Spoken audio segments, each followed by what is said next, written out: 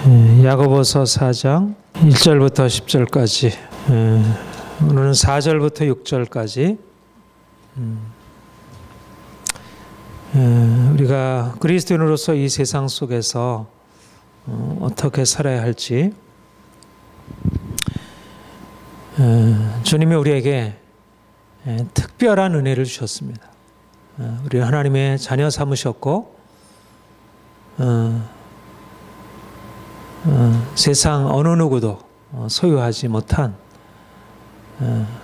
그런 특권, 우리가 하나님을 알고 하나님을 섬기고 그분의 말씀을 듣고 그분이 보여주시는 그런 비전을 향하여 우리가 살아갈 수 있게 하셨고,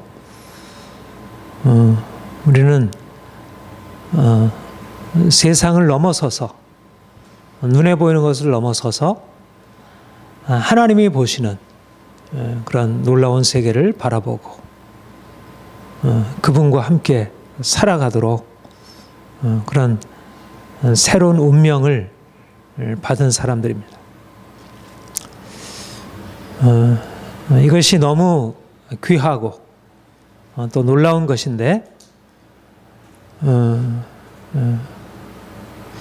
사실상 우리가 이 세상에 살면서 하나님이 눈에 보이지 않고,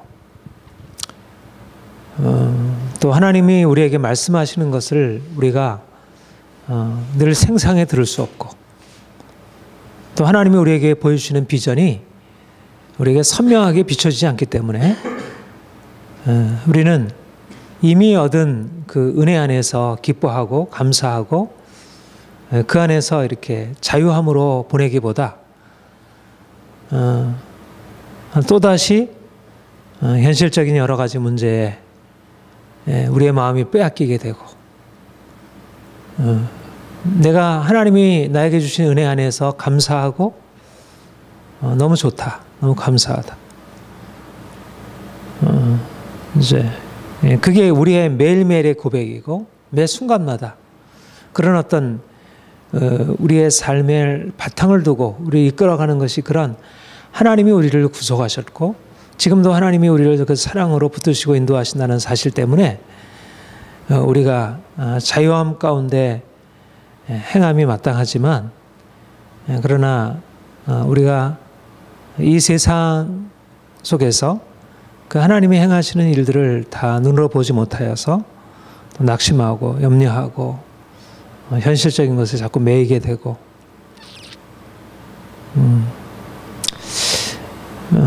이제 그래서 우리가 날마다 하나님 앞에 나아갈 필요가 있고, 말씀을 들을 필요가 있고, 우리의 영이 깨어 있을 필요가 있습니다. 영이, 우리가 영적으로 깨어 있어서 하나님의 음성이 좀 더 선명하게 들리고, 내 눈에는 안 보이고 내 귀에는 안 들리고, 다른 사람들은 다 뭐라 해도, 야, 하나님이 이렇게 위대하신 분이시고 하나님의 사랑이 너무 이렇게 분명한데 정말 내 인생이 얼마나 축복된 것인지 우리가 그렇게 감사하며 우리의 주어진 상황을 뛰어넘어서 살아갈 수 있는 것입니다. 그것이 사실상 우리 그리스도인들에게 허락된 축복이고요.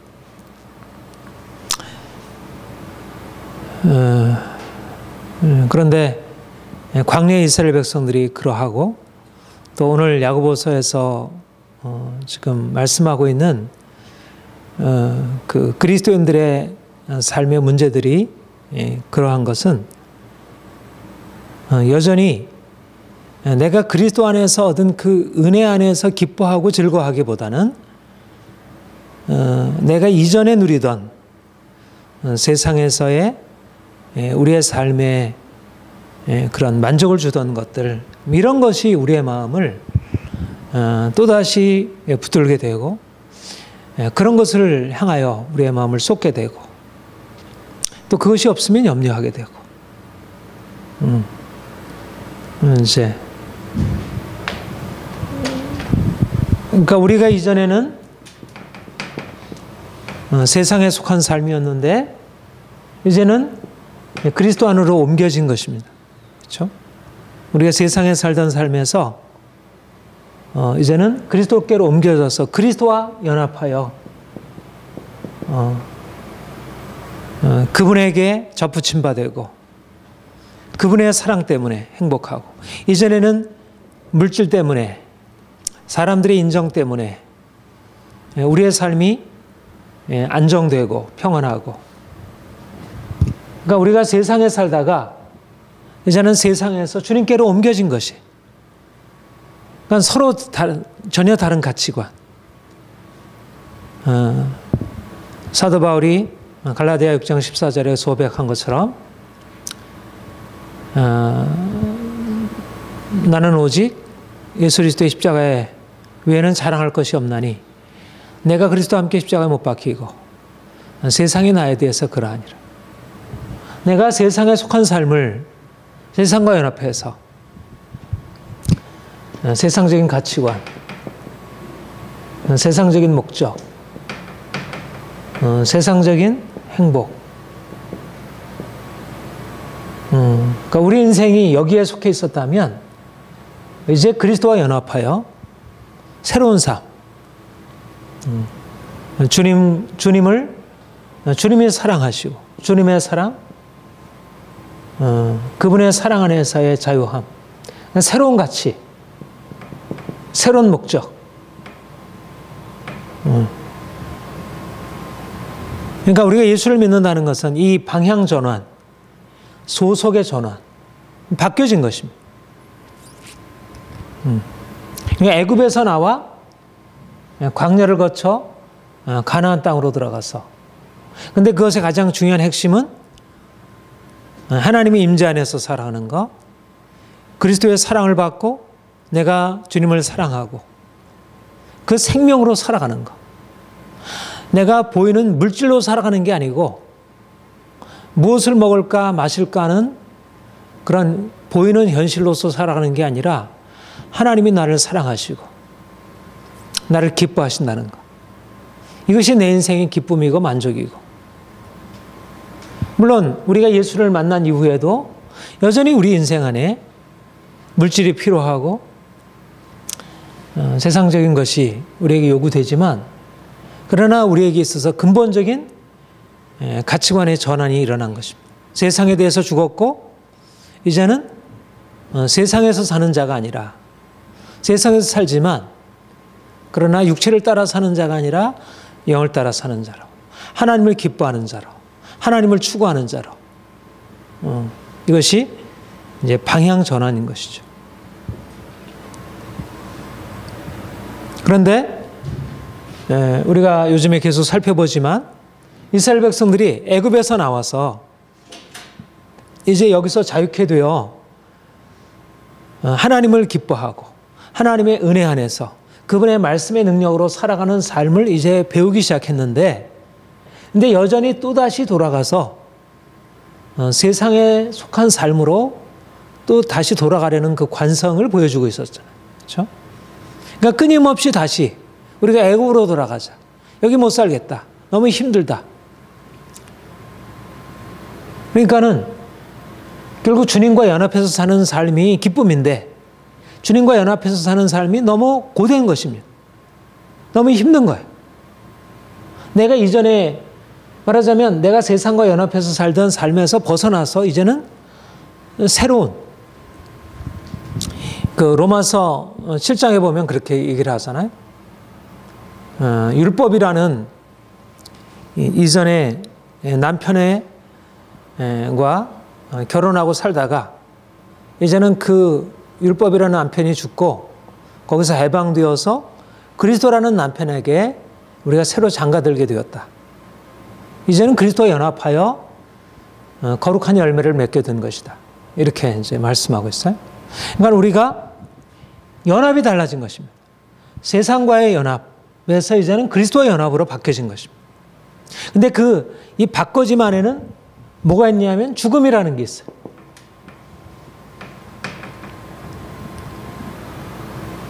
그러니까 세상과 연합에서 그리스도와 연합으로 들어가는 데 있어서 이 죽음이라는 게 내재되어 있고, 그리고 더 온전한 연합으로 들어간다는 것은, 그리스도와의 온전한 연합으로 들어가는 것은 더 온전한 철저한 죽음의 과정을 통과하는 것입니다.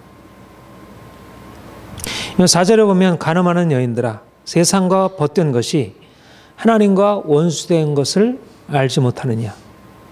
누구든지 세상과 벗되고자 하는 자는 스스로 하나님과 원수되는 것이니라. 그러니까 세상과 벗되는 것과 하나님과 벗되는 것, 세상과 연합하는 것과 하나님과 연합하는 것, 그리스도와 연합하는 것은 함께 공존할 수 있는 게 아니라는 것입니다. 그러니까 그리스도와 연합하려면 세상과의 연합을 깨뜨려야 한다는 것이죠. 세상과도 벗되고 세상과도 친하고 하나님과도 친하게 되면 그것은 나로서는 그것이 원하는 바이지만 그러나 하나님 편에서 보면 그 자체가 모순이라는 것이.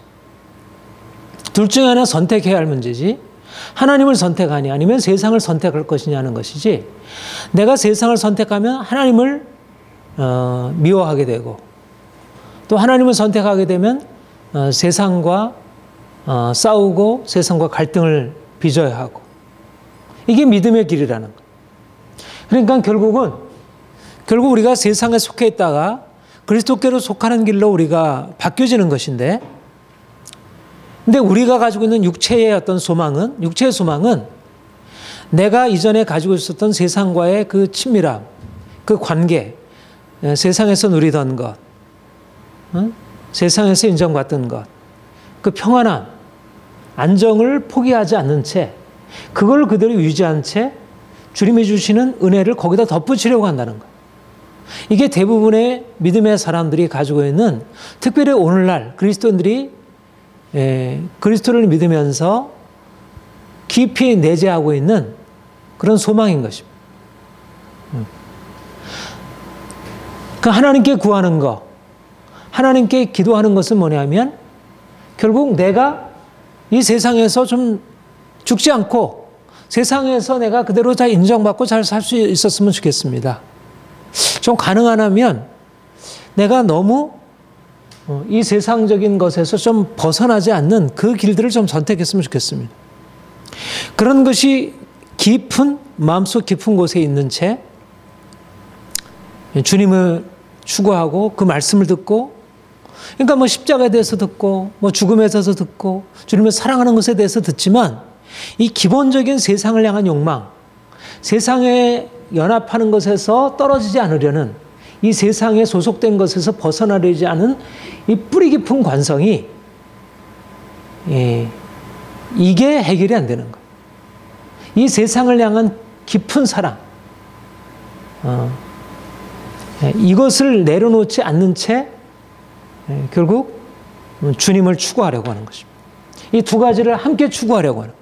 세상과 연합하고도 그리고 하나님과 연합하려고. 그렇게 되면 결국 세상과 벗된 자는 하나님과 원수됨을 알지 못하느냐. 두 가지가 같이 갈 수 없다는 것이. 이 점에서 오늘날 그리스도인들이 가지고 있는 그 소망, 소원은 믿음의 영적으로 볼 때 스스로 자기를 속이고 있는. 그러니까 결국은 이스라엘 백성들이 구원을 받았지만 애굽에서 홍해를 통과하고 광야로 들어와서 이제 가나안 땅을 목전에 두고 있지만 그러나 그들이 마음속에 깊은 이 육체의 깊은 욕심을 내려놓지 않는 채 하나님을 추구하니까 결국 주님께서 그 하나님과의 온전한 연합으로 온전한 자유함으로 이끌어가려고 하는 그 과정들을 기쁨으로 받아들이지 못하고 거기에서 끊임없이 토를 달고 끊임없이 거기에서 이제 뒤로 물러서려고 하는. 그러니까 야고보서 이 본문의 말씀도 이들이 하나님을 믿고 있지만 끊임없이 다시 세상으로 돌아가려는 그런 어떤 세상을 향한 욕심을 내려놓지 않고 있다는 거예요. 그 정욕을 내려놓지 않고 그걸 가지고 기도하고 있고.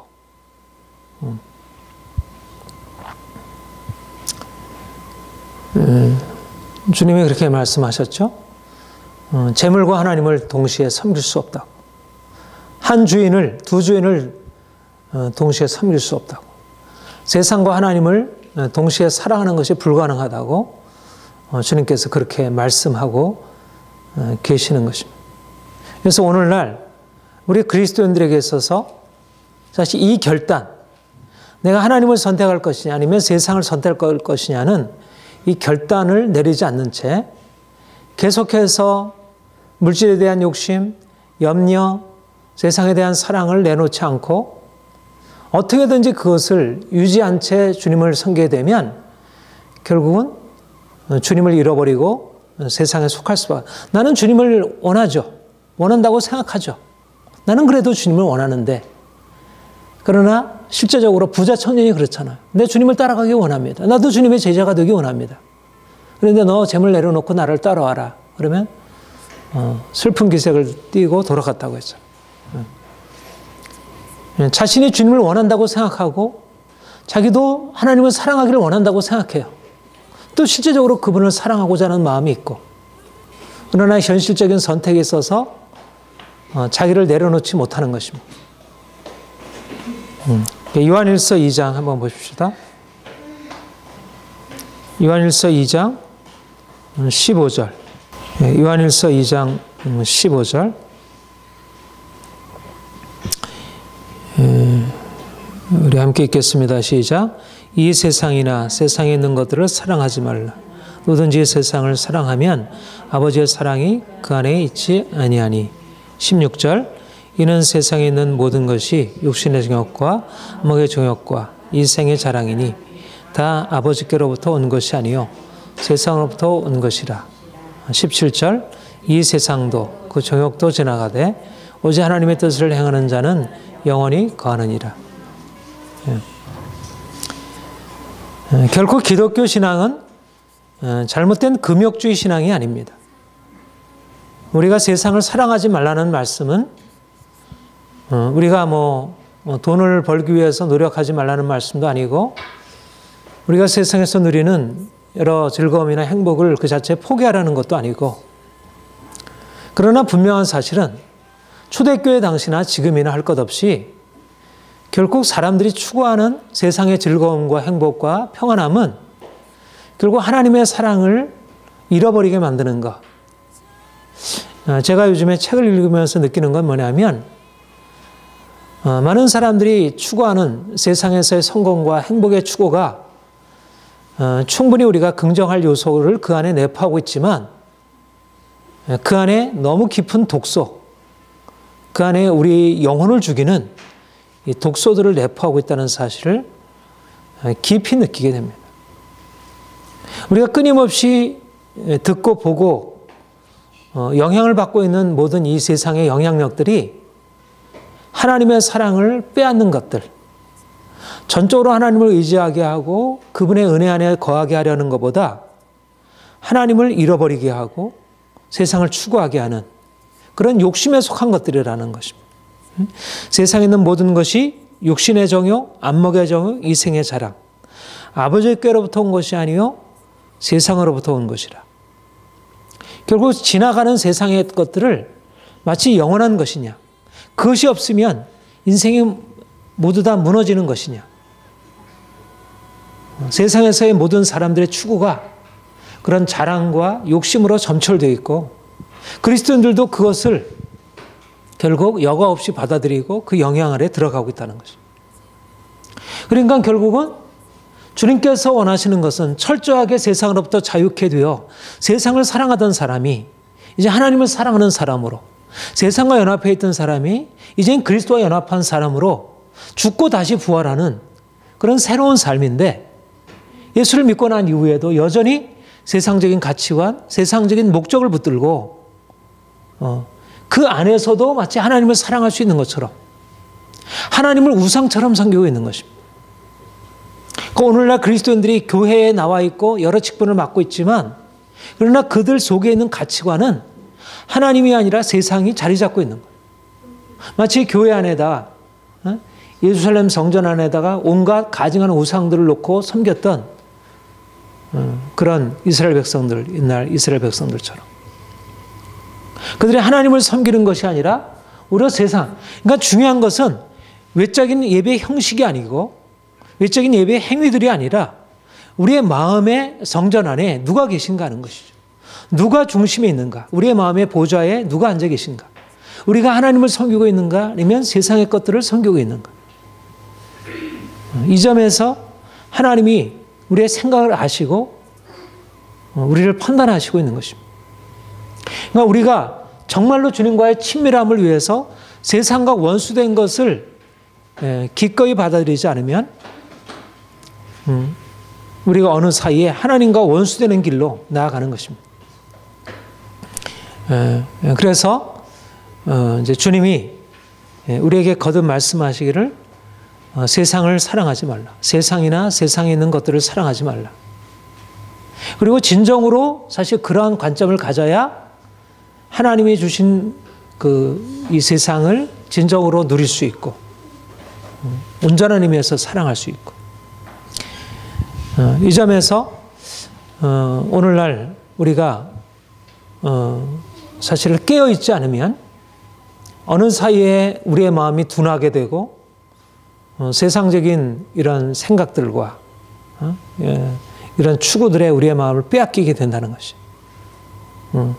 오늘날 교회가 점점 말하자면 세상에 빠져들어가고 있고 세상적인 가치관, 눈에 보이는 것들, 물질, 뭐 이런 그 세상의 행복과 이런 것에 너무 쉽게 많은 것들을 내어주고 그러면서도 자신이 얼마나 심각하게 병들어가고 있는지를 모르고 있는 거예요.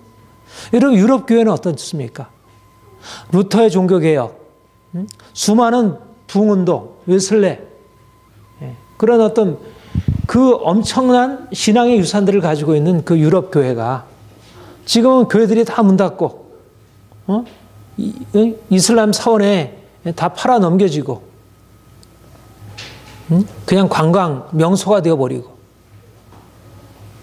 이게 어느 순간에 사람들이 이 세상적인 가치관을 어느 순간에 조금씩 받아들이면서 그들이 가지고 있는 걸 다 잃어버렸어요.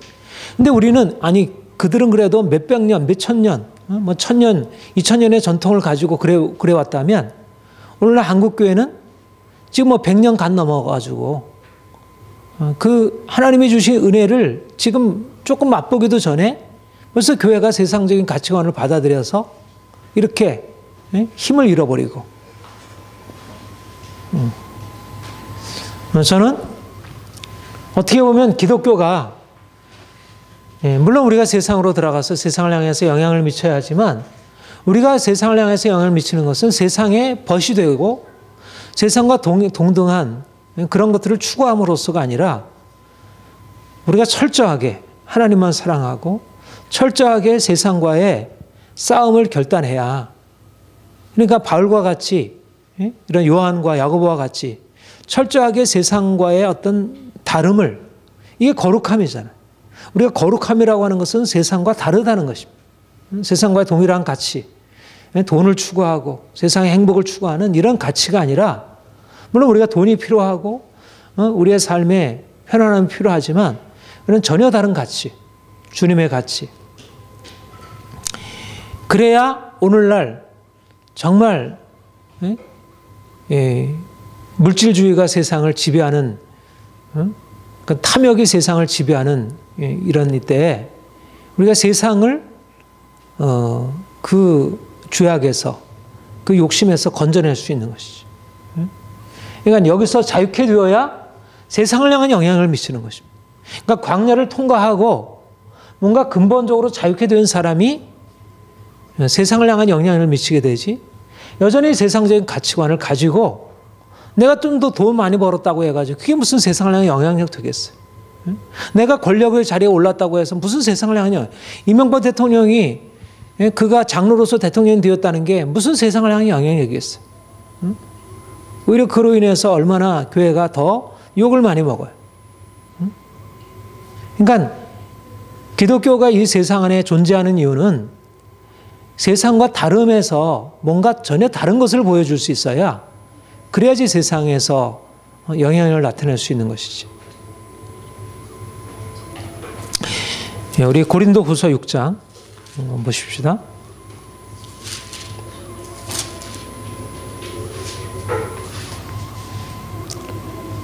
6장 14절부터 7장 1절 우리 같이 읽겠습니다. 시작. 너희는 믿지 않는 자와 멍에를 함께 매지 말라. 의와 불법이 어찌 함께하며 빛과 어둠이 어찌 사귀며 그리스도와 벨리알이 어찌 조화되며 믿는 자와 믿지 않는 자가 어찌 상관하며 하나님의 성전과 우상이 어찌 일치가 되리요. 우리는 살아계신 하나님의 성전이라. 이와 같이 하나님께서 이르시되 내가 그들 가운데 거하며 두루 행하여 나는 그들의 하나님이 되고 그들은 나의 백성이 되리라. 그러므로 너희는 그들 중에서 나와서 따로 있고 부정한 것을 만지지 말라.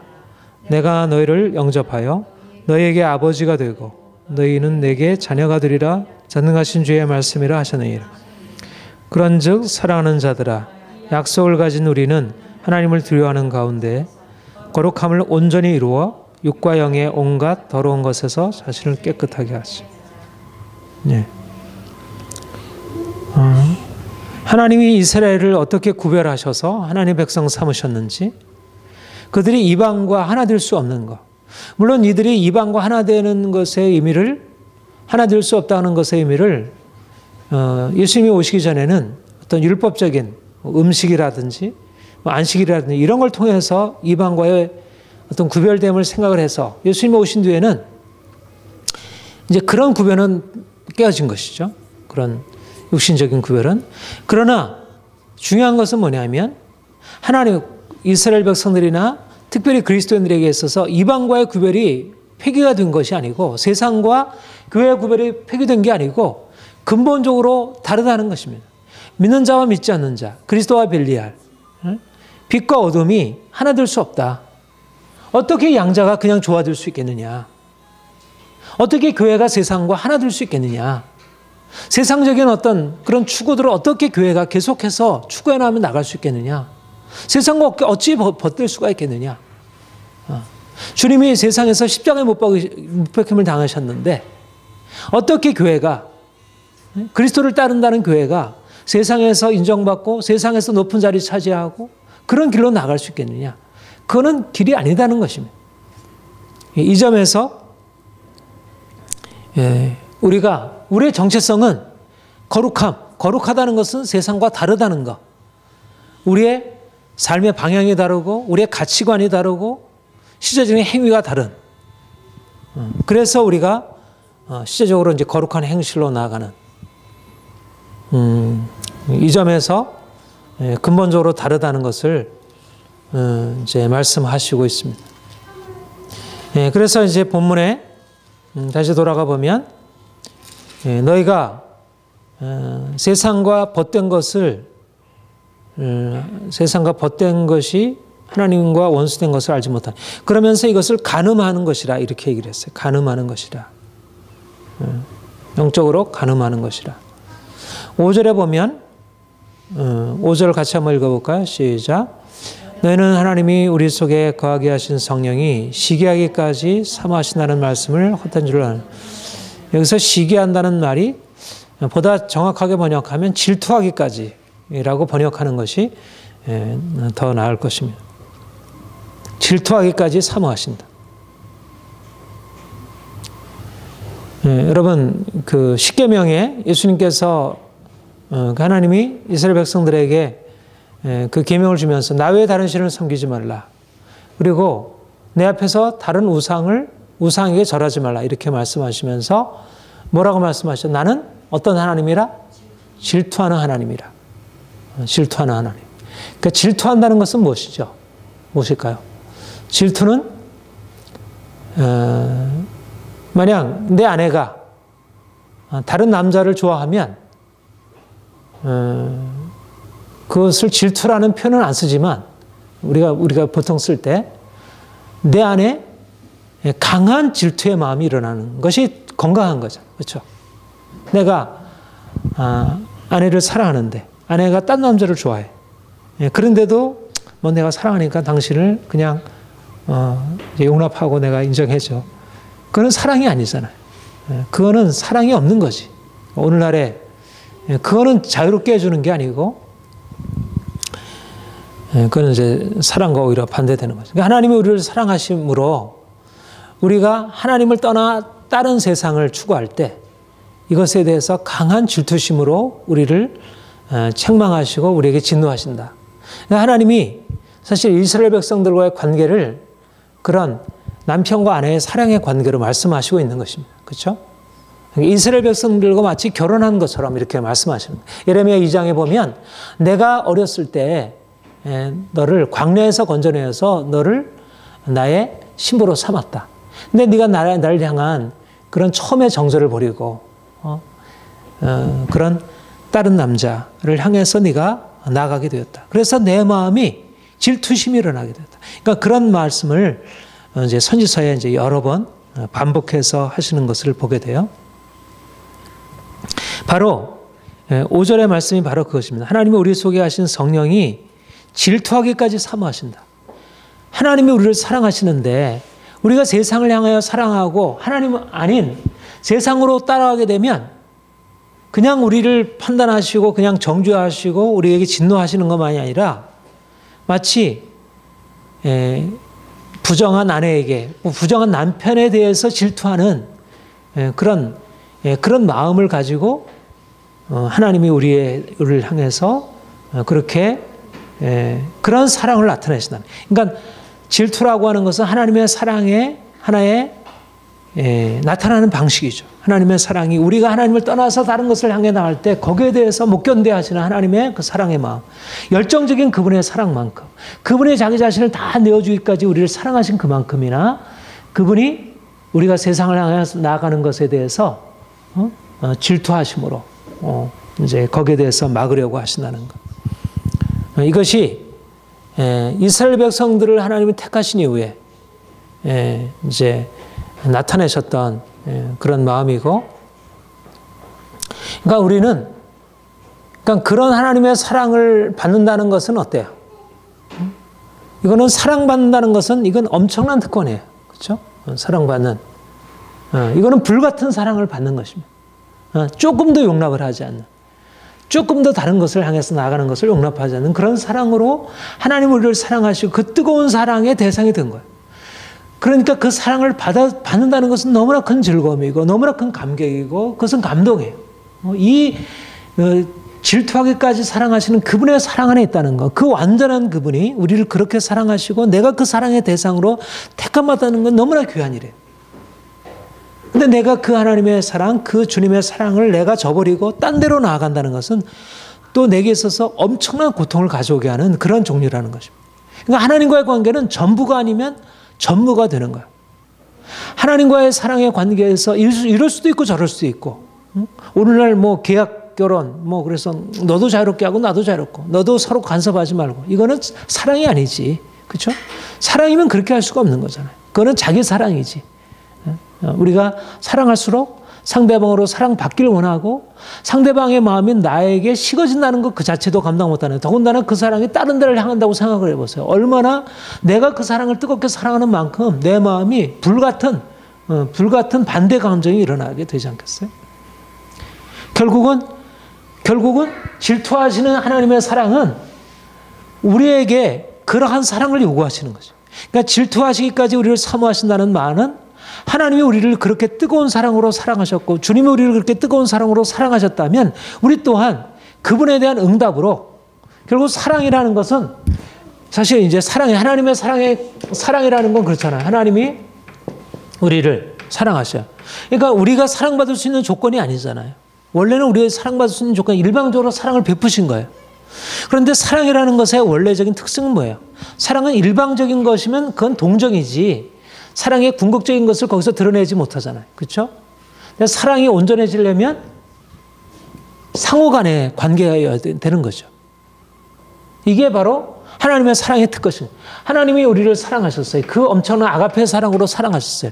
그러면 우리 또한 그분을 그런 뜨거운 사랑으로, 이게 마치 이럴 때 이제 남녀 간의 에로스의 사랑, 그런 사랑이 성립되는데, 결국 하나님이 우리에게 주시는 사랑은 일방적인 사랑일 뿐만 아니라 남녀 간의 그런 에로스 사랑과 같은 그런 상호적인, 정말 그 안에서 기쁨과 행복이 일어나는 그런 사랑을 주께서 우리에게 원하시는 거예요. 그런 의미에서 성령께서 우리를 질투하시기까지 사랑하신다는 것은 우리를 어떻게 보신다는 거예요? 우리를 그렇게 높이 보신다는 것입니다. 그리고 우리를 향해서 대등한 관계로 우리를 두신다는 거예요. 우리를 그 사랑의 관계 안에 우리에게도 동일한 사랑을 요구한다는 거예요. 내가 거지에게 이렇게 사랑을 베풀고 나서 거지가 나를 사랑하지 않는다고 해가지고 내가 거기에 뭐 질투한다든지 뭐 거기에 대해서 내가 속상해한다든지 그런 일은 없잖아요. 그렇죠? 그건 일방적으로 그냥 시에 베풀어 주는 거니까. 근데 주님의 사랑은 그런 사랑이 아니고 우리가 받은 사랑에 대해서 뭔가 응답을 요구한다는 거예요. 그러니까 질투하는 그 사랑은 뭔가 그 사랑의 그 기준이 높은 것입니다. 우리를 파트너십으로 두신 것이에요. 동반자 관계로 두신 거예요. 내가 다른 사람을 상해도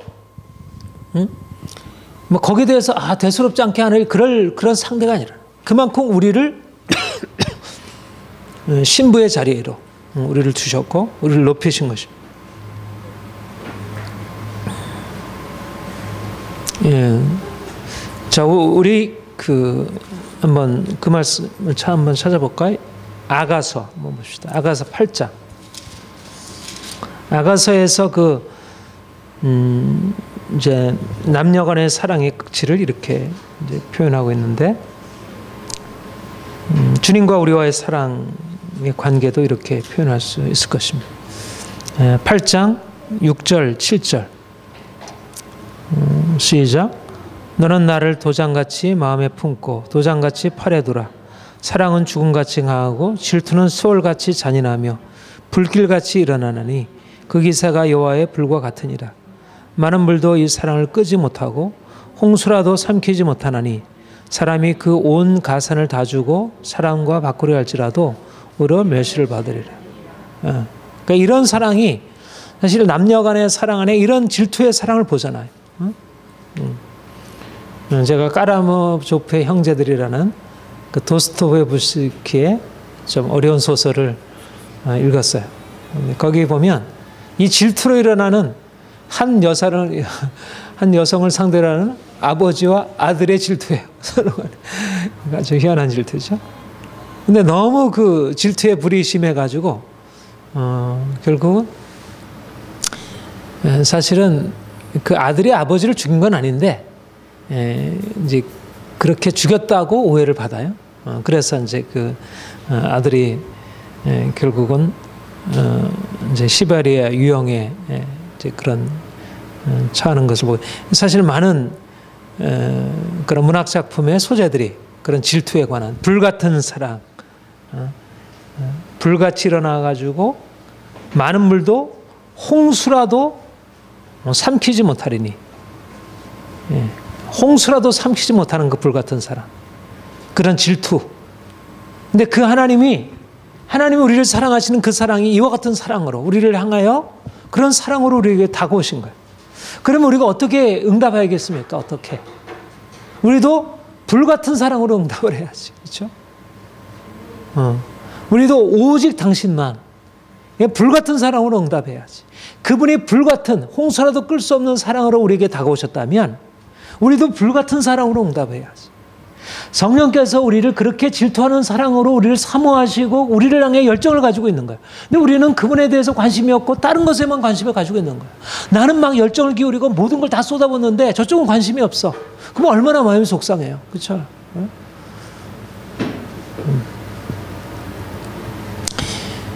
그러니까 주님이 우리를 향해서 사실은 그렇기 때문에 우리가 주님과 연합한 이후에 다시 세상으로 돌아가는 것에 대해서 주님이 견뎌야 하지 못하는 것입니다. 그러니까 여러분, 이스라엘 백성들에 대한 하나님의 심판에 보면 잘 이해가 안 되잖아요. 어떻게 이렇게 지나치게, 너무 지나치잖아요. 그 선지자들의 심판에 관한 경고나 뭐 이런 실제적으로 그들이 경험한 것들 보면 너무너무 무섭잖아요. 근데 사실은 그게 뭐의 표현이냐면 그 하나님의 질투하시는 사랑의 표현이었다는 거예요. 그러니까 이스라엘 백성들을 향한 그분의 기대가 그만큼 높고 또 그 사랑의 열정이 너무나도 강한 것입니다. 그런데 이스라엘 백성들보다 사실상 오늘날 우리를 향한 하나님의 사랑이 그렇게 더 뜨거운 것입니다. 그래서 우리가 그 사랑에 응답하고 반응해야 한다는 거죠. 결국 신앙생활이란 뭐냐? 결국 하나님의 그 뜨거운 사랑, 성령님의 뜨거운 사랑, 예수님의 그 뜨거운 사랑에 우리가 응답해서 그분만을 사랑하기로 결단하고 거기에 맞춰서 살아가는 것입니다. 사도 바울이 내가 살든지 죽든지 그리스도만을 내 몸에서 존귀케 되게 하기를 원합니다.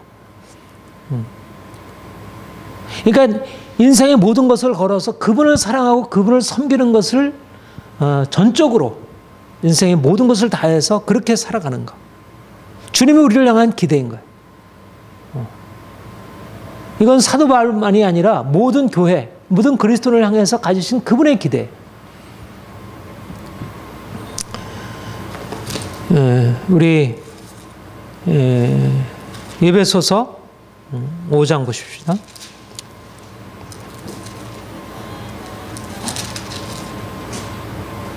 에베소서 5장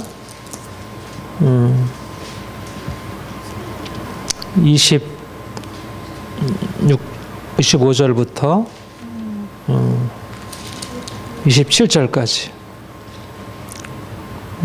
우리 같이 읽읍시다. 시작. 남편들아 아내 사랑하기를 그리스도께서 교회를 사랑하시고 그리스도를 위하여 자신을 주신 것 같이 하라. 이는 건물로 씻어 말씀으로 깨끗게 하사 거룩하게 하시고 자기 앞에 영광스러운 교회로 세우사 티나 주름 잡힌 것이나 미련한 것 없이 거룩하고 흠이 없게 하라 하십니다. 그리스도께서 교회를 위하여 자신을 주신 것 같이 그런 사랑으로 서로 남편과 아내를 사랑. 그리스도께서 우리를 향해서 베푸신 그 사랑이 어떤 사랑이냐? 그 사랑은 우리를 거룩하고 흠이 없이 영광스러운 교회로 세우사 그리스도와 함께 나란히 우리를 영광스러운 교회로 세우사 우리를 그리스도와 함께 교제하게 하시고 우리를 연합하게 하셔서 그 영광에 이르게 하시는 것이에요.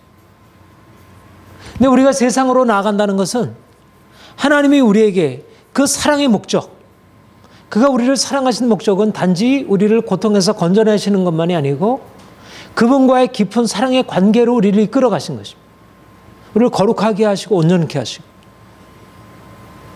그래서 정말 그 사랑을 받고 우리도 그 사랑으로 그분을 사랑하고 따라가는 그런 관계로.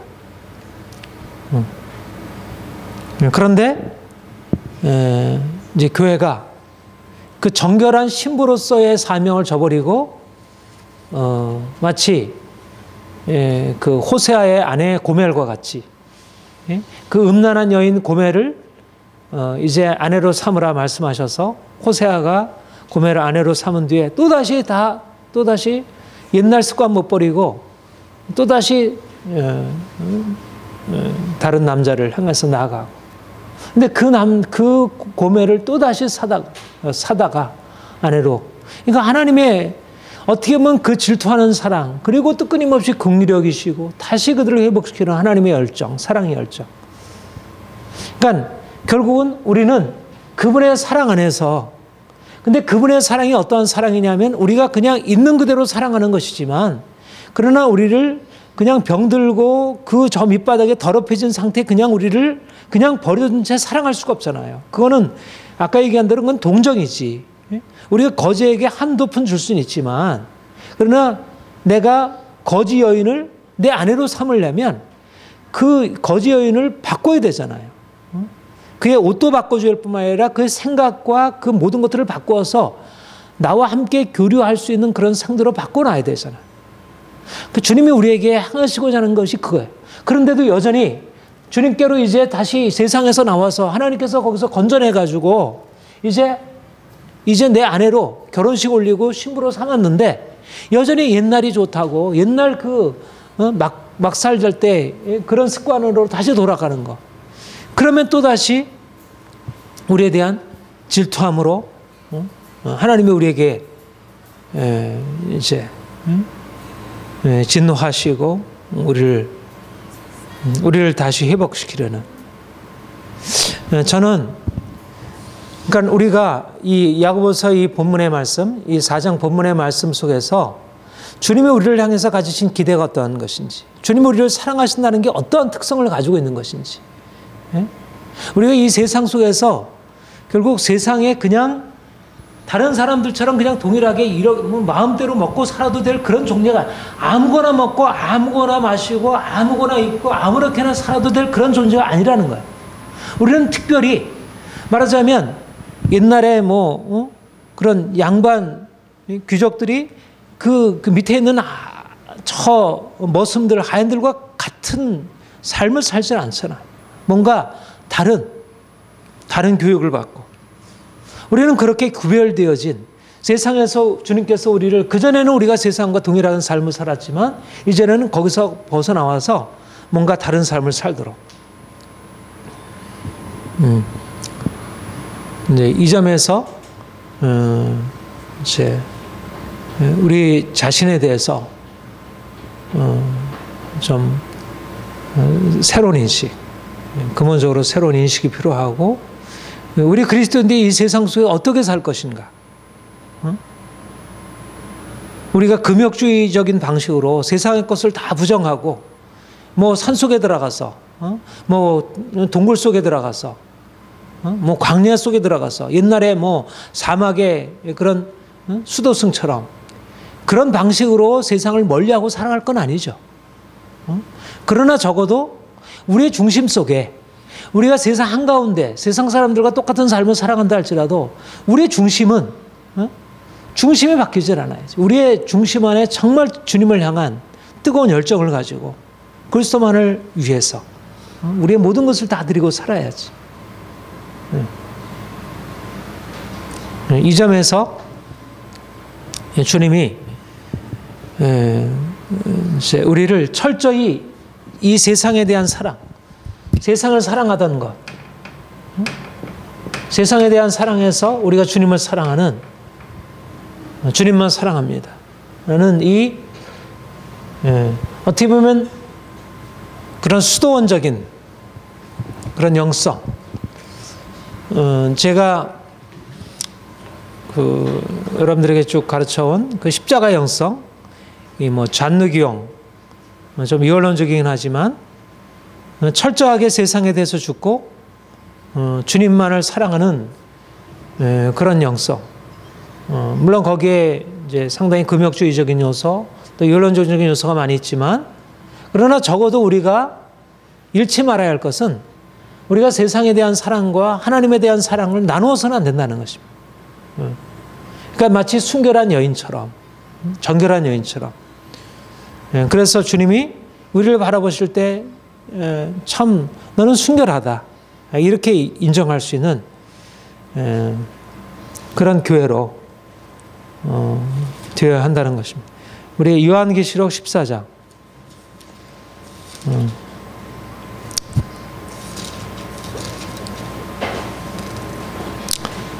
여기에 시온산에 주님과 어린 양과 함께 선 14만 4천에 대해서 이렇게 말씀하고, 그래서 4절에 보면 이렇게 말씀하고 있습니다. 시작, 같이 읽겠습니다. 시작. 이 사람들은 여자와 더불어 더럽히지 아니하고 순결한 자라. 어린 양이 어디로 인도하든지 따라가는 자며 사람 가운데서 속량을 받아 처음 익은 열매로 하나님과 어린 양에게 속한 자들이라. 그 입에 거짓말이 없고 흠이 없는 자들이다. 정결한 신부, 어린 양의 신부, 세상에 속하지 아니하고 어린 양께 속한 사람들, 이것이 교회의 모습이라는 것입니다. 우리 에베소서 5장의 말씀도 그러하고. 그러니까 우리가 이런 의미에서 세상 사람들이 추구하는 세상에서 성공, 그렇게 하려면 세상적인 가치관을 받아들이고, 그러니까 여자로부터 더럽히게 되는 거예요. 간음하게 되는 거예요. 그러니까 이런 방식으로 세상 가운데 하나가 되면 결국 주님 편에서 보면 성결하지 못한 여인, 순결하지 못한 여인인 거예요. 정결하지 못한 여인인 거예요. 영적으로 간음한 사람들이 되는 것입니다. 우리가 오늘날 이 세상 가운데 살아가면서 세상에 있는 거 다 받아들이고, 그 모든 것에 대해서 우리 자신을 지키지 못한 채 받아들이게 될 때 우리에게 너무나 많은 것들을 잃어버리게 돼요. 영적으로 우리가 너무 많은 오염을 갖게 되는 것이라는 것입니다. 그런 의미에서 저는 그리스도인들이 잘못된 금욕주의도 우리가 벗어나야 하고 율법으로부터 자유케 되어야 하지만, 그러니까 잘못된 율법 아래에서 정말 하나님이 긍정하시는 것을 부정하는 것도 문제지만, 그 안에 있는 죄가, 욕심이 우리의 영혼을 더럽힐 수 있는 것에 대해서 경계하지 않으면서 자신의 영혼이 더럽혀지는 것도 알지 못한 채 세상의 추구들, 성공과 행복의 추구들에 그냥 자신을 방임하는 것은 오히려 더 위험한 것입니다. 이쪽 저쪽 다 위험한 거예요. 그러니까 금욕주의나 세속주의나 다 우리가 그리스도인들로서 행할 바가 아니죠. 우리는 그리스도 안에서 자유로운 자들이지만 거룩한 삶이어야지, 주님을 사랑하는 사람들이어야지, 자유롭다고 하면서 자신을 육체의 욕심에 따라서 방임해 두고 살아가는 것은 이거는 그러니까 정말 문제인 것입니다. 우리 고린도전서 5장, 여기에 보면 너희가 세상에서 떠날 것이 아니다 이렇게 말씀하고 있어요. 5장 7절부터 10절 우리 같이 읽겠습니다. 시작.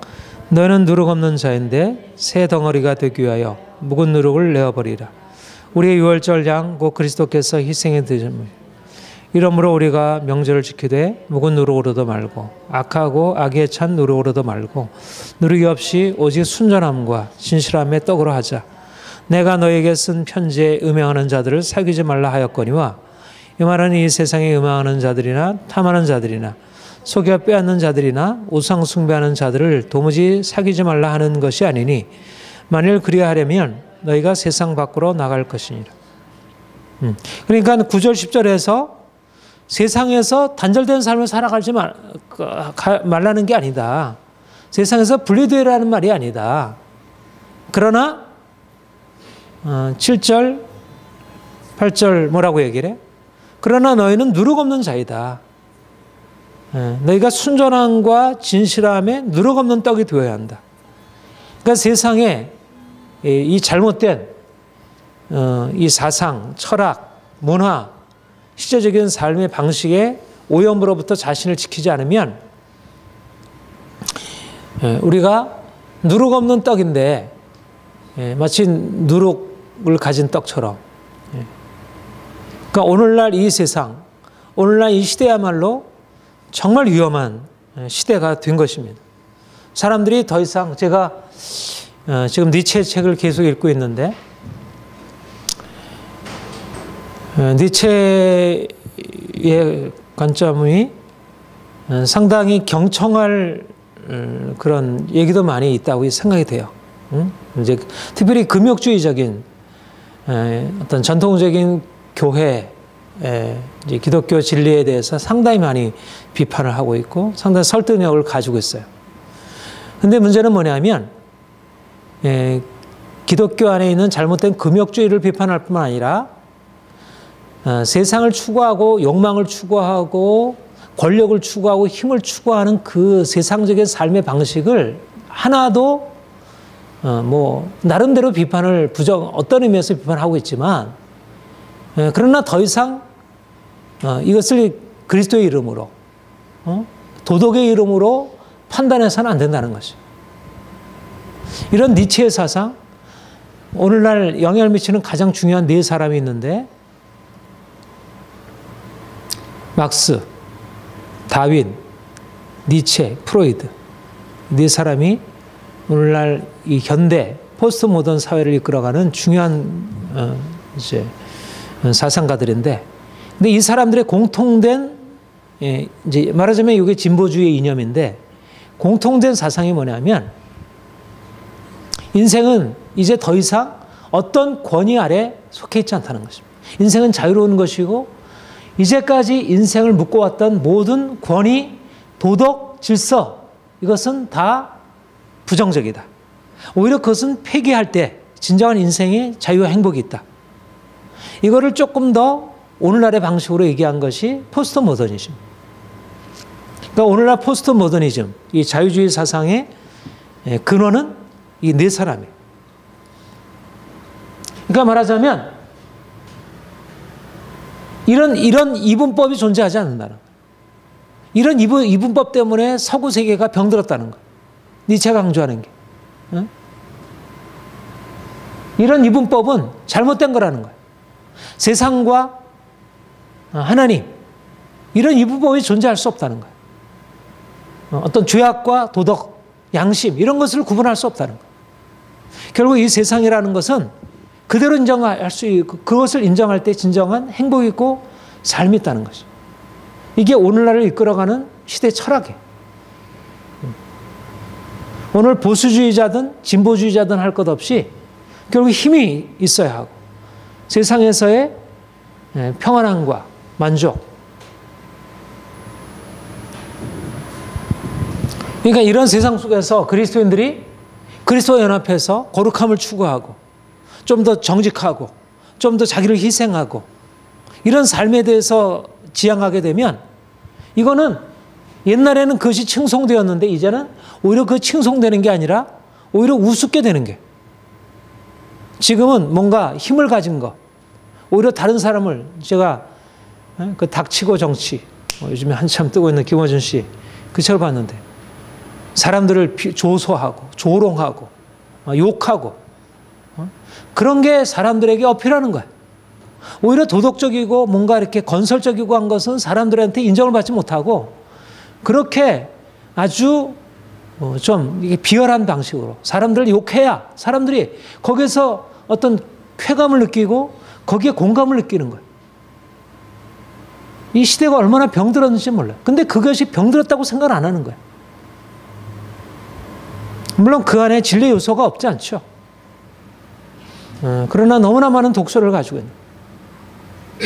그러니까 오늘날 정치, 경제, 사회, 문화 모든 영역이 그렇게 병들어 있는 거예요. 그러니까 우리가 이 세상과 분리될 것은 아니지만, 우리가 이 세상 안에 들어가다 보면 알게 모르는 사이에 세상의 것들로 이게 오염이 되고, 하나님을 사랑하는 것을 잃어버리게 되는 것입니다.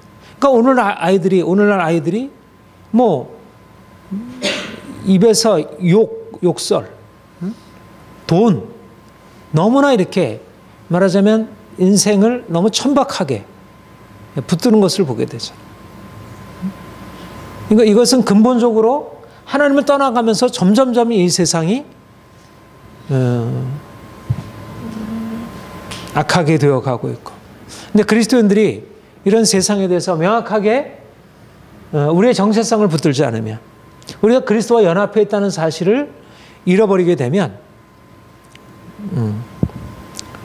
이런 세상의 흐름에 자신을 자꾸 내어주게 되고, 그러면 하나님으로부터 결국 심판 앞에 놓이게 되는 것이죠.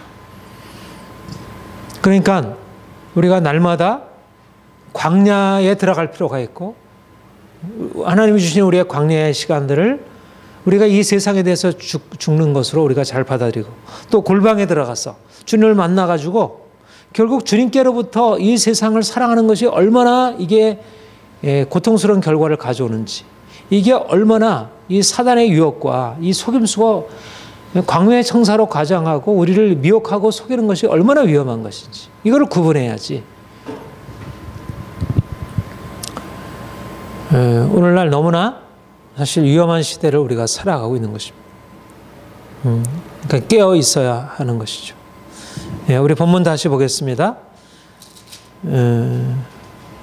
6절 보면, 그러나 더 큰 은혜를 주시나니 이러므로 일렀을 때 하나님이 교만한 자를 물리치시고 겸손한 자에게 은혜를 주신다 하셨느니라. 우리가 세상과 벗되지 말아야 한다 했을 때 세상의 특징을 알아야 하는데, 금방 얘기한 대로 세상은 욕심, 그리고 교만. 세상의 중요한 가장 큰 특징이 욕심이고 교만입니다. 교만. 내 인생의 주인은 나다. 그리고 내 인생의 목표는 세상에서 좀 더 편안하게 살아가는 거다. 결국 정치에서 말하는 것은 내 인생의 주는 나다. 내가 권력을 차지해야겠다. 교만. 오늘날 세상으로부터 배우게 되는 것은 겸손이 아니라 교만입니다. 니체가 겸손을 노예도덕이라 이렇게 말하면서 우리에게 필요한 것은 노예도덕이 아니라 희생과 자기 희생과 겸손이라는 노예도덕이 아니라 강제도덕, 주인의 도덕, 다른 사람 위해서 군림하는 지배자가 되는 것, 힘, 이게 중요하다. 막시즘도 마찬가지잖아. 그러니까 오늘날은 더 이상 겸손한 것, 자기를 희생하는 것, 낮추는 것, 이것이 더 이상 미덕이 되지 않는 시대가 되었어요.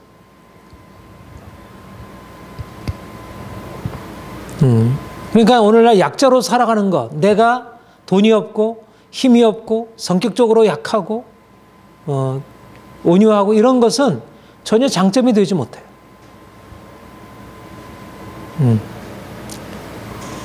그러니까 오늘날 사람들은 그걸 교만이라고 말하지 않죠. 자긍심이라 말하고 자부심이라고 말하고 자유라고 말하고 이렇게 생각을 하죠. 근데 오늘날 자유라고 말하는 것이 사실상 영적으로 보면 교만이라 말할 수 있는, 데카르트가 나는 생각한다 그러므로 나는 존재한다. 니체가 말하는 힘의 의지, 권력의 의지 다 교만입니다. 하나님을 다 배제해버리고 내가 왕노릇하겠다는 것입니다. 더 이상 하나님은 필요 없다는 거예요. 더 이상 우리를 둘러싼, 우리를 이제까지 누르던 그런 모든 것은 다 필요 없다는 거예요. 그런 세상의 가치관이 오늘날 그리스도인들에게도 계속적인 영향을 미치고, 그러니까 더욱더 겸손하게 순종하며 살아가는 것보다 자기를 주장하고 다른 사람을 누리려고 하고, 그러니까 이런 사람들이 세상에서 인정을 받고, 그러니까 정치도 그런 사람이 주장하고, 그러니까 뭐 보수당이나 진보당이나 할 것 없이 보수당도 강하고 진보도 그것에 대항해서 싸우려면 강하게 욕하고 비난하고, 부라진 화살처럼 법관을 향해서 화살로 쏘고, 권위도 없고, 모든 사람들이 권위는 권위로 누르고, 권위 있는 사람은 밑에 있는 사람을 누르고, 밑에 있는 사람은 위에 있는 사람들에서 대항해서 싸우고, 이 세상을 특징 지우는 것은 교만입니다. 그러니까 이런 교만이 사람들을 지배하고 이 시대를 지배하고 살아가니까 사람들이 그 안에서 같이 내가 이렇게 되지 않으면 내 인생이 아무것도 아니게 되겠구나. 점점 사람들이 강해지고 점점 자기를 양보할 생각을 하지 못하는 거죠. 그런데 본문에서 말씀하시는 것은 하나님은 교만한 자를 물리치시고 겸손한 자에게 은혜를 주신다. 누가 은혜를 받느냐? 하나님은 겸손한 자의 하나님이시고, 그분이 우리를 다스리시고 주관하시는 것은 겸손의 방식으로. 우리가 주님과 연합할 때 결국 주님의 마음을 받는 거잖아요. 주님은 어떤 분이시죠? 죽기까지 자기를 복종하신 분이시고, 나는 마음이 온유하고 겸손하니 내 명을 보고 내게 배우라. 그러니까 주님은 이 땅에 오셨을 때 그분은 왕으로 오셨지만 그는 겸손의 왕이시고, 겸손으로 섬김으로 종의 자세로 세상을 다스리신 분이에요. 그러니까 전혀 다른 질서를 보이신 것입니다. 그러니까는 결국 우리가 세상에서 인정을 받으려면 교만한 자가 되어야 돼. 강한 자가 되어야 돼.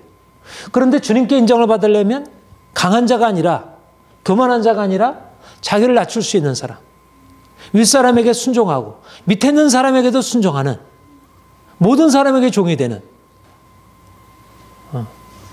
오늘날은 위에 있는 사람에게도 순종하지 않고 밑에 있는 사람은 억압하고 자기가 모든 것의 주인이 되고 있는, 모든 사람의 주인이 되길 원하는 거예요. 그러니까 오늘날의 문화는 교만의 문화예요. 그런데 주님이 우리에게 말씀하는 것은 나는 교만한 자들을 물리치시겠다. 이게 하나님의 방식이에요. 그러니까 세상에서 인정받고 세상에서 존귀케 되려면 결국 교만하게 되어야 하고, 주님께 인정을 받으려면 겸손하게 되어야 하고.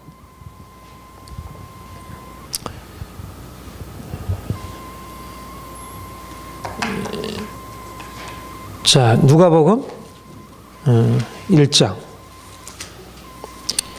우리가 이 하나님의 질서, 이 하나님의 방식을 우리가 잘 배울 필요가 있고요. 사실 이거는 구약 신약에서 일관된 가르침이고 1장 51절 마리아 송가 우리가 잘 아는 말씀에 보면 51절부터 53절 같이 읽겠습니다. 시작. 그의 팔로 힘을 보이사 마음의 생각이 교만한 자를 흩으셨고 권세 있는 자를 그 위에서 내려치셨으며 비천한 자를 높이셨고 줄이는 자를 좋은 곳으로 배불리셨으며 부자는 빈손으로 보셨도다. 가치의 전도이고 질서의 전도입니다. 세상은 비천한 자를 밟고 교만한 자를 다스리는 자로 세우는 것, 이게 세상의 방식이잖아. 그렇죠? 그런데 주님은 비천한 자를 높이시고 교만한 자를 흩으시고 권세 있는 자를 그 위에서 내려치신 하나님이시. 그게 하나님의 왕되심이라는 것입니다. 그러니까 하나님이 우리에게 은혜를 주실 때 우리가 세상을 다스리는 권세를 우리가 얻게 되는데, 누가 세상을 다스리는 권세를 얻게 되는가? 비천한 자, 겸손한 자, 낮은 자. 그리고 그래서 세상에서 낮은 자를 통해서 세상에서 강한 자를 부끄럽게 하고 그들을 깨뜨리는 일들을 하시는 것. 이것이 하나님의 질서이고 하나님의 방식이고. 그러니까 우리가 주님과 연합할수록 세상과 하나 될 수가 없는 거예요. 우리가 세상적인 방식으로 내가 성공하고 세상적인 방식으로 인정받는 것이 결코 주님과의 관계에 있어서 유리한 게 아닌 거예요. 그러니까 세상에서 성공자가 결국 그리스도 안에서 성공자가 될 수 없다는 거죠. 일단은 세상에서 성공자는 일단은 주님 앞에 들어오려면 한 번 죽음을 거쳐야 돼. 사도 바울처럼. 철저히 깨어짐 없이는 성공자가 될 수 없는 것이. 그러니까 이미 마음이 다 높아져 있고 내가 무엇을 할 수 있다고 하는 사람들이 그렇게 숙이려고 안 하겠어요? 숙이려고 하겠어요? 숙이려고 하지 않지. 그래서 하나님이 지혜롭고 슬기진 자들에게 감추시고 어린아이에게 나타나심을 감사합니다, 이렇게 얘기를 하잖아요. 그러니까 세상에서 내가 강자이고 세상에서 많은 사람들에게 인정받는 것으로 사람들이 기뻐할지 모르지만 하나님의 질서, 하나님 앞에 서면 그는 나는 너를 모른다. 너는 나에게 합당하지 않다. 이렇게 말씀하신다는 거죠. 우리가 세상에서 인정받고 세상에서 높아지겠는가? 아니면 우리가 세상에서 내가 멸시받고 세상에서 배척을 받는다 할지라도 주님 편에 내가 높임을 받겠는가? 건축자의 버린 돌이 모퉁이의 머릿돌이 돼. 세상에서는 버림받아 되었지만 모퉁이에는 머릿돌이 되는, 이것이 하나님의 행하심이고 하나님의 역사이고 이게 십자가라는 것입니다. 우리가 십자가를 붙들고 나간다는 것은 이렇게 세상에서의 교만한 자들을 낮추셔서 오히려 세상에서 비천한 자를 높이신 하나님, 그분을 믿고 의지하고 나가는 것이고. 그러니까 세상에서 우리가 낮아지는 것에 대해서 부끄러워할 것이나 그것에 대해서 두려워할 필요가 없다는 것입니다. 우리에게 두려운 건 뭐냐면 하나님이 우리를 낮추시는 게 두려운 거예요. 그렇죠? 사단이 내가 나한테 절하면 이 보이는 세상 영광 다 주겠다. 세상이 그렇게, 사단이 그렇게 유혹을 해요. 세상은 우리를 권세로 유혹을 해요. 세상은 높아지는 걸 가지고 유혹을 해요. 그런데 주님 우리에게 말씀하는 것은 십자가에 죽기까지 낮아지겠느냐. 그러니까 어디에 귀를 기울이겠습니까? 사단의 유혹에 귀를 기울이겠습니까? 아니면 예수님의 말씀에 귀를 기울이겠습니까? 주님은 낮아지는 길에 대해서 얘기하는데 누가 그 길로 가겠어요? 사단이 주려고 하는 네가 내 말을 들으면 내가 권세를 주겠어. 그러면 다 거기에 응답하고 따라가려고 하지. 그러니까 오늘날 이 세상 속에서 세상적인 가치관으로 성공자가 되는 것과 예수님 안에서 성공자가 되는 길이 같은 길이 아니라는 것. 그러니까 오히려 우리가 세상에서 실패자가 되고 그럴 때라 진정으로 주님의 성공자가 될 수 있다는 것. 세상과 싸우고 세상에서 그 높아지려고 하고 다른 사람을 지배하려고 하는 그 세상과 싸우고 내가 주님과 하나 되는 주님과 친밀하게 되는 것을 선택할 때 진정으로 이제 우리가 진정한 성공으로 들어갈 수 있게 된다는 것입니다. 저는 오늘날 교회, 오늘날 그리스도인들의 삶의 모습을 볼 때 너무도 이렇게 잘못된 세상의 방식을 따라가고 있음을 보게 돼요. 세상처럼 강자가 되는 길. 목회자들도 조차도, 성도들도 물론이고, 아니 목회자들이 앞장서서 세상의 강자가 되는 거. 한기총 사태 같은 걸 봐도 그렇고,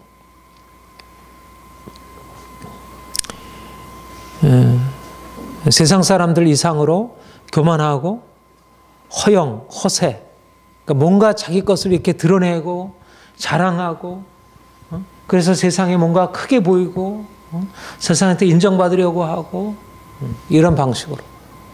근데 그건 길이 아니라는 것입니다. 주님이 우리에게 말씀하는 것은 전혀 다른 십자가의 길. 철저하게 우리가 가지고 있었던 걸 내려놓고 어린 양 예수, 어린 양이라는 그 이미지가 어때요? 물론 예수님은 유다의 사자시지만 어린 양이라는 이름으로 더 불리우잖아요. 그렇죠? 여러분, 예수님이 왕이신데 어린 양으로 불리운다는 게 그게 좀 이렇게 잘 어울리지 않는 것처럼 여기잖아요. 어린 양은 가장 사실은 유약하고 아무것도 아닌데, 우리를 양이라 부르는 것은 그래도 인정할 수 있지만 예수님을 어린 양이라 부른다는 거예요.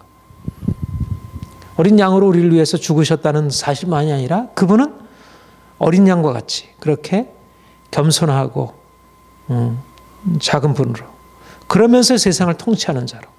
이게 비밀이라는 것입니다. 하나님이 누구에게 은혜를 주시는가?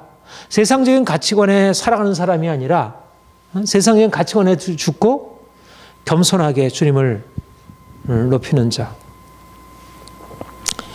우리가 세상 속에서 어떻게 행할 것인가? 십자가의 정체성, 겸손의 정체성으로 서야 할 것입니다. 우리가 저는 그렇게 생각을 해요. 하나님이 우리 교회에 세상을 다스리는 권세를 주셨어요. 그리고 교회만이 세상의 희망이에요. 그런데 교회가 세상을 다스리고 세상의 진정한 희망이 되려면 십자가를 통해서 더 이상 세상과 하나 되는 것을 내려놔야 돼요. 세상과 원수되는 길을 택해야 돼요. 세상과 원수가 되어져야 세상을 다스릴 수 있고 세상의 희망이 될 수 있는 거예요. 왜냐하면 세상은 병들었기 때문에. 세상은 정상적인 판단을 하고 있지 못한 거예요. 그 세상의 미움을, 마치 예수님이 세상의 미움을 받았고 그럼으로써 세상을 다스릴 수 있었듯이, 마찬가지로 우리가 세상과 하나 되는 것에서 이제는 세상에서 오히려 배척을 받는, 그리고 그럼으로써 세상을 다스릴 수 있는 권세를 가질 수 있는 이 길로 나아가야 할 것입니다.